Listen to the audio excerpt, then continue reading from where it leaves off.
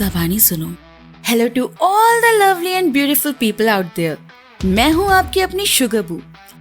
एक हॉन्टेड घर जिसमें बच्चों के रोने और चीखने से लेके बातें करने तक की आवाजें आती हैं और उन्हीं आवाजों से परेशान होके एक लड़की कर लेती है सुसाइड। अब क्या डिटेक्टिव हरक्यूल उसकी मौत के पीछे का राज पता कर पाएंगे? और ये देखेंगे हम आज की मूवी अ हॉन्टिंग इन वेनिस में। फिल्म की स्टोरी है 1947 की, जहां हम डिटेक्टिव हरक्यूल को देखते हैं जो अब अपने काम से रिटायरमेंट ले चुका था, मगर वो अपने काम में इतना बेहतरीन था कि लोग उसे अपना केस देने के लिए उसके घर के बाहर लाइन में अभी भी खड़े होते थे। और इन्हीं लोगों को खुद से दूर रखने के लिए उसने विटाले नाम के फॉर्मर पुलिस ऑफिसर को हायर कर रखा था। अब जब हरक्यूल ब्रेकफास्ट कर रहा होता है, उससे मिलने उसकी एक पुरानी दोस्त आती है जिसका नाम था अरियाडने, जो कि एक कमाल की मिस्ट्री राइटर थी और उसकी लिखी हुई 30 बुक में से 27 बुक्स बेस्ट सेलर रह चुकी थी, मगर लास्ट की 3 बुक्स अपना कमाल नहीं दिखा पाई थी और वो बुरी तरह फ्लॉप हुई थी। अब अरियाडने उसे एक रिचुअल अटेंड करने के लिए कहती है जो कि ओपरा सिंगर रोवीना के प्लाजो में होने वाला था और रिचुअल को परफॉर्म करने वाली थी जोइस नाम की मीडियम। और मीडियम वो होते हैं जो मरे हुए लोगों से बात कर सकते हैं। अब अरियाडने ये तो मानती थी कि जो लोग मीडियम बनते हैं वो ढोंगी होते हैं, मगर वो जोइस की ट्रिक्स को पकड़ नहीं पा रही थी और इससे पहले वो जोइस पे यकीन करने लग जाए, वो चाहती थी हरक्यूल वहाँ आके उसकी ट्रिक्स पकड़े, जिसे सुन हरक्यूल रिचुअल में जाने के लिए मान जाता है। और अब वो दोनों और हरक्यूल का बॉडीगार्ड विटाले पहुंच जाते हैं ओपरा सिंगर रोवीना के प्लाजो में, जहाँ हेलोइन की वजह से बच्चों के लिए पार्टी चल रही थी और साथ ही उन बच्चों को प्लाजो के बारे में स्टोरी बताई जा रही थी कि कैसे ये जगह पहले एक ऑर्फनेज हुआ करती थी, मगर शहर में प्लेग फैलने की वजह से डॉक्टर और नर्स बच्चों को भूख से मरने के लिए ऑर्फनेज में छोड़ के भाग गए। अब कहा तो यही जाता है कि उन्हीं बच्चों की आत्मा आज भी इस प्लाजो को हॉन्ट करती है। मगर अब इम्पोर्टेंट सवाल ये है, 1947 में किसका आइडिया था बच्चों को इस तरह की कहानी सुनाने का? खैर, मूविंग बैक टू स्टोरी, वही हरक्यूल रोवीना को देख के अरियाडने को कहता है, तो ये हमारी होस्ट है, इतना फेमस और अमीर होने के बाद भी ये यहाँ पे क्यों रहती है? जिसे सुन अरियाडने कहती है, जो भी इस प्लाजो में रहा है उन सब के साथ कोई ना कोई ट्रेजेडी हुई है। 1 साल पहले रोवीना की बेटी एलिसिया ने बालकनी से कूद के सुसाइड कर ली थी, जिसकी वजह से रोवीना को ये प्लाजो बेचने में प्रॉब्लम हो रही है। और बाद में हरक्यूल रोवीना से पूछता है, क्या तुम साइकिक्स में यकीन करती हो? जिस पे रोवीना कहती है, इस घर ने मुझे यकीन करने पे मजबूर कर दिया है। यहाँ बच्चों के रोने, चीखने और बातें करने की आवाजें आती हैं और मेरी बेटी हर वक्त उन आवाजों से बातें करती रहती थी। मुझे लगता था वो अपनी डॉल से बातें करती है। मैं बस अपनी बेटी की एक बार और आवाज सुनने के लिए कुछ भी कर सकती हूँ। और तभी मीडियम जोइस वहाँ पे अपनी असिस्टेंट डेस्डेमोना के साथ आ जाती है और जोइस हरक्यूल को देख के कहती है, तो तुम्हें राइटर ने इन्वाइट किया है मेरी ट्रिक्स पकड़ने के लिए? जिसपे हरक्यूल उसे कहता है, मैं ना गॉड को मानता हूँ ना मैं गोस्ट को मानता हूँ, एंड विद ड्यू रिस्पेक्ट मैं किसी मीडियम को भी नहीं मानता हूँ जो उनसे बात कर सके। मगर तभी अचानक से शैंडलियर जमीन पे आ गिरता है, जिसे देख के सबके सिट्टी पिट्टी गुल हो जाती है एक्सेप्ट फॉर हरक्यूल, क्योंकि उसे लग रहा था डैमेज सीलिंग की वजह से शैंडलियर जमीन पे गिर गया था। अब सारे मिलके एलिसिया के रूम में जाते हैं क्योंकि जोइस रिचुअल वहीं करने वाली थी एलिसिया से बात करने के लिए। और ऊपर पहुँच के उन्हें डॉक्टर लेस्ली मिलता है जो कि एलिसिया का ट्रीटमेंट कर रहा था, इसलिए वो और उसका बेटा लियोपोल्ड रिचुअल में इनवाइटेड थे। साथ में ओल्गा नाम की हाउस हेल्प जो एलिसिया का बहुत ख्याल रखती थी, वो भी इनवाइटेड थी। और वो उन सबको एलिसिया के रूम में लेके जाती है, जहाँ एलिसिया के मरने के बाद उसके सारे सामान को वैसे ही रहने दिया था। वहाँ एक कप था जो साइड टेबल के कॉर्नर पे रखा हुआ था। अब इस कप का पॉइंट इम्पोर्टेंट है, तो इस कप को याद रखना। खैर, अब ओल्गा उन सबको बताती है रोवीना अपनी सिंगिंग की वजह से एलिसिया से हफ्ते में सिर्फ एक बार मिल पाती थी, मगर वो बच्चों की स्पिरिट्स हमेशा उसके साथ रहती थी। और जब वो बड़ी हुई, उसे मैक्सिम नाम के लड़के से प्यार हो गया और जल्दी ही उन दोनों ने एंगेजमेंट भी कर ली। मगर प्यार की उम्र ज्यादा लंबी नहीं थी, इसलिए एंगेजमेंट के फौरन बाद दोनों में बहुत झगड़े होने लग गए, जिस वजह से एलिसिया प्लाजो वापस आ गई और तब से उसे उन बच्चों की आत्मा दिखनी शुरू हुई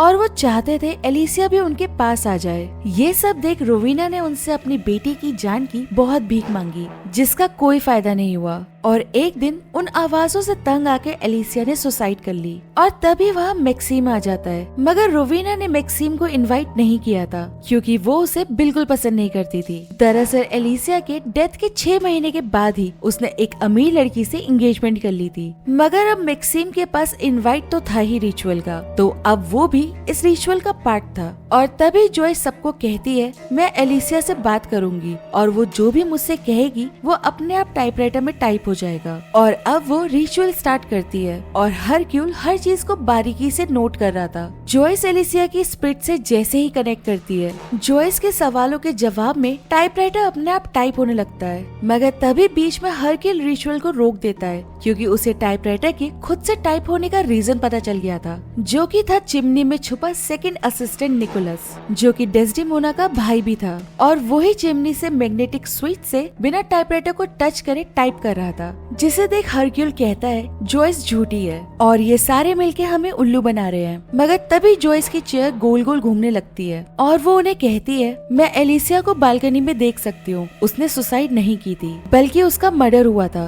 और तभी एलिसिया की आत्मा जॉयस के अंदर आके कहती है तुमने मुझे मारा है। मगर किसी को समझ नहीं आता कि वो किसकी बात कर रही है क्योंकि चेयर सबकी तरफ घूम रही थी। और तभी अचानक से बालकनी का गेट खुलता है और टाइपराइटर पे मर्डर का एम टाइप होते के साथ सब कुछ शांत हो जाता है। अब आधे लोग मान रहे थे कि वो नाटक कर रही थी, मगर आधे लोग उस पे यकीन भी कर रहे थे। वहीं हरक्यूल को जॉयस कहती है आई होप तुम कल भी आओ, रोवीना ने मुझे कल भी रिचुअल करने के लिए कहा है। मगर हरक्यूल उसे कहता है मैं जानता हूँ तुम फ्रॉड हो, जिसे सुन वो कहती है मैंने एलिसिया को देखा था, शायद कल पता चल जाए कि उसका मर्डर कौन है। जिसपे हरक्यूल उसे कहता है तो तुम मानोगे नहीं कि तुम फ्रॉड हो। जिसे सुन जॉयस कहती है एक काम करो मेरा मास्क और कपड़े पहनो, तब तुम्हें सब कुछ खुद पता चल जाएगा। इसलिए अब हरक्यूल उस मास्क के साथ प्लाजो में घूमने लगता है और तभी उसे कुछ एप्पल्स पानी में दिखते हैं। जब वो उसे खाने के लिए झुकता है तभी कोई अचानक से उसे पानी में डुबाने की कोशिश करता है और इससे पहले वो मर जाता, अटैकर वहाँ से भाग जाता है और तभी विटाले वहाँ आके उसकी हेल्प करता है। हरक्यूल को समझ आ जाता है कि उसने जॉयस का मास्क पहना था इसलिए उस पर अटैक हुआ था, मतलब जॉयस की जान खतरे में थी। और तभी प्लाजो में भगदड़ मच जाती है क्योंकि इन्हें जॉयस की बॉडी एक स्टैचू पे लटकी हुई मिली थी जो कि वहाँ बालकनी से गिरी थी।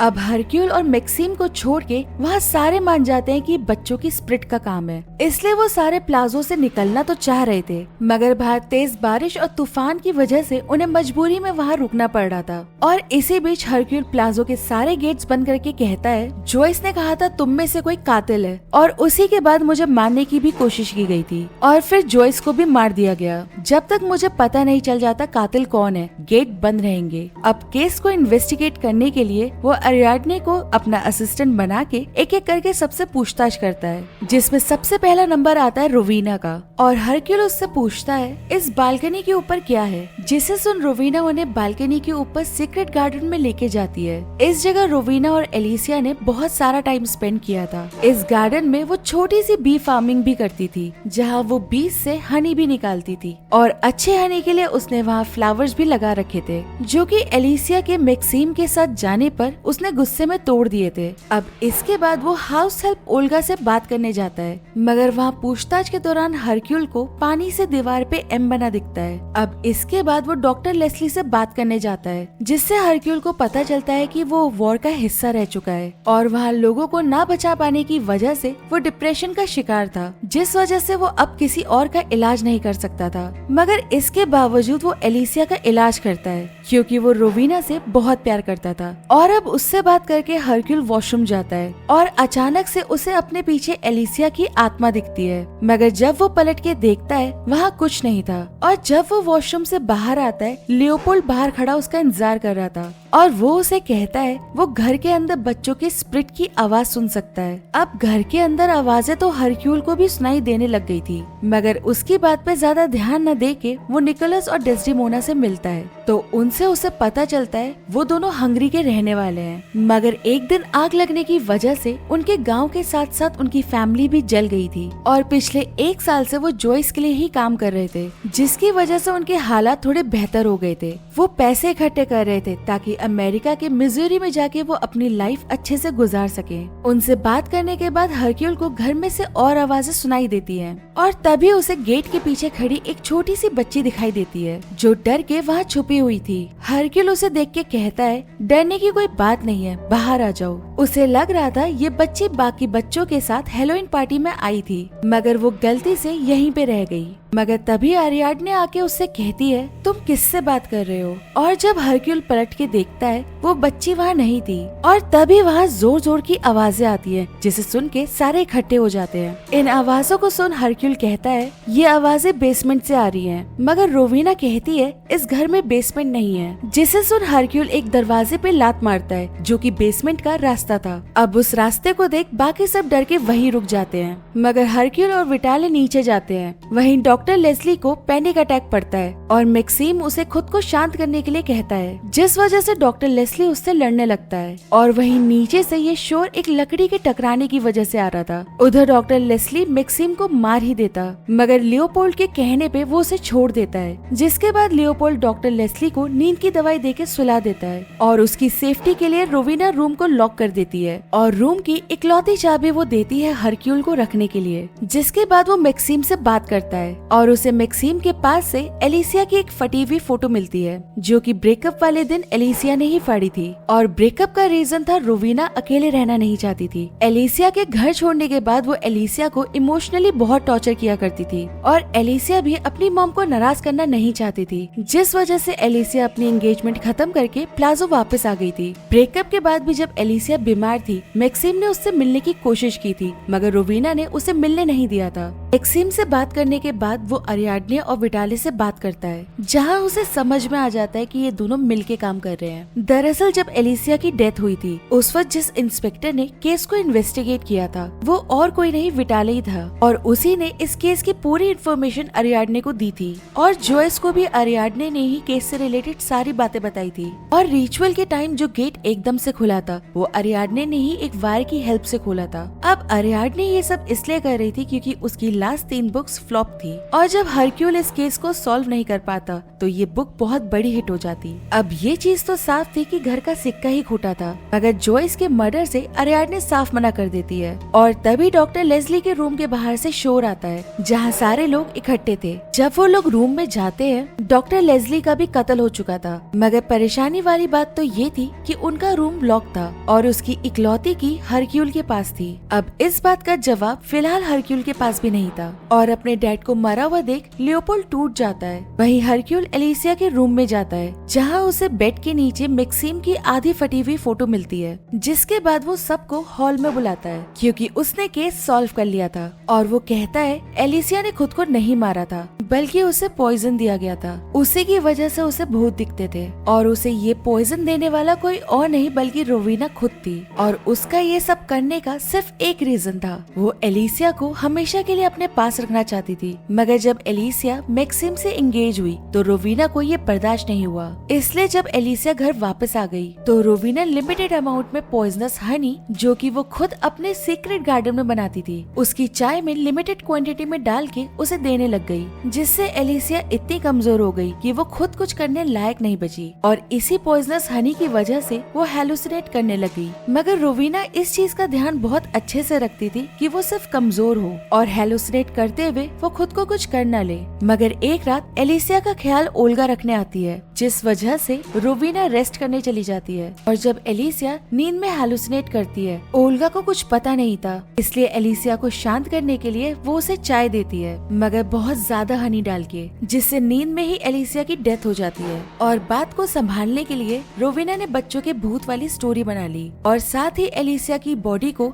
बालकनी से पानी में फेंक दिया। और जब उसके प्यार में पागल डॉक्टर लेस्ली, जो ऑलरेडी डिप्रेशन में होने की वजह से इनकेपेबल भी था, जब वो एलिसिया की बॉडी को चेक करता है, उसे कुछ भी सस्पिशियस नहीं लगता। अब जब दीवारों के कान हो सकते हैं तो इंसानों के तो होते ही हैं, इसलिए प्रॉब्लम तब स्टार्ट हुई जब किसी को रोवीना का सच पता चल गया और उसने रोवीना को पैसों के लिए ब्लैकमेल करना शुरू कर दिया, जिसकी वजह से रोवीना ने उसे पैसे भी दिए। मगर खजाना कभी तो खत्म होना ही था और प्लाजो को भी कोई खरीदने को तैयार नहीं था, इसलिए अब वो अपने ब्लैकमेलर को मारने का प्लान करती है और उसको शक था डॉक्टर लेस्ली पे। मगर फिर जॉयस ने भी उसे काफी डिटेल में उसकी बेटी के बारे में लेटर लिखा, जिससे उसका शक जॉयस पे भी जाता है। इसलिए उसने रिचुअल के बहाने वहाँ उन्हें बुला लिया था और हरक्यूल को उसने जॉयस समझ के डुबाने की कोशिश भी की थी। मगर जब उसे समझ आया वो जॉयस नहीं है, तो उसने जॉयस को ढूंढ के बालकनी से नीचे फेंक दिया। मगर शक की सुई तो अभी डॉक्टर लेस्ली पे भी थी, मगर उस रूम की इकलौती की हरक्यूल के पास थी। इसलिए रोवीना उसे घर में से ही फोन करके कहती है, मैं जानती हूँ तुम मेरे ब्लैकमेलर हो,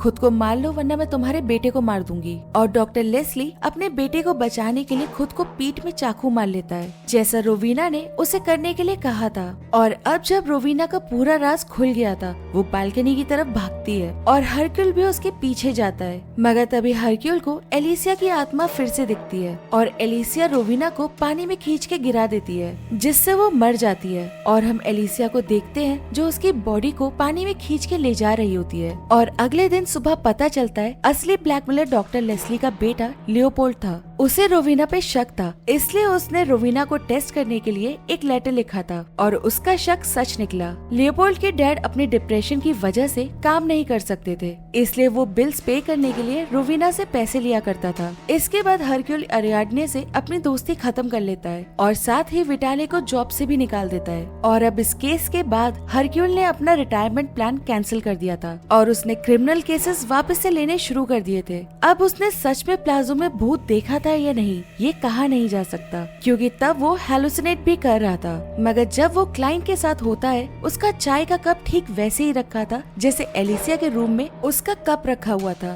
और इसी के साथ ये मूवी यहाँ पे खत्म हो जाती है। गाइस, अगर आपको एक्सप्लेनेशन अच्छा लग रहा है तो प्लीज सब्सक्राइब करके मेरी मेहनत को रिवॉर्ड करें।